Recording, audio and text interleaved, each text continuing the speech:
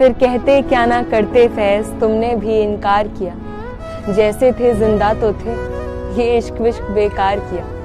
बड़ी जिल्लत है इश्क में, बड़ी हिम्मत करनी पड़ती है। इतनी इतनी खुशियों की भी कीमत भरनी पड़ती है। कभी कोई अपना होता है तो फर्ज मोहब्बत, कभी मांग ली किसी गैर से तो कर्ज मोहब्बत। कभी हाल चाल पूछने के पीछे सवाल मोहब्बत, तो कभी जवाब में हाँ सुनने का ख्वाब मोहब्बत।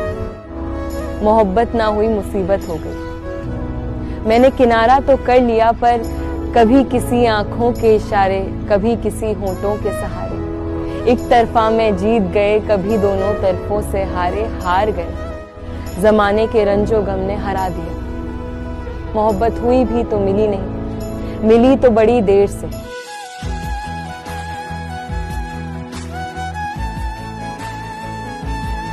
मोहब्बत हुई भी तो मिली नहीं, मिली तो बड़ी देर से।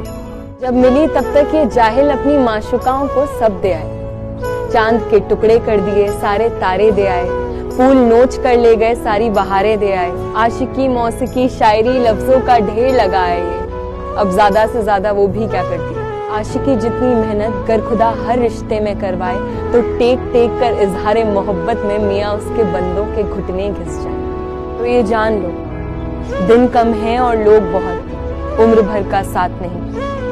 नफरत को क्या चाहिए, दो बातें काफी, पर मोहब्बत हर किसी के बस की बात नहीं।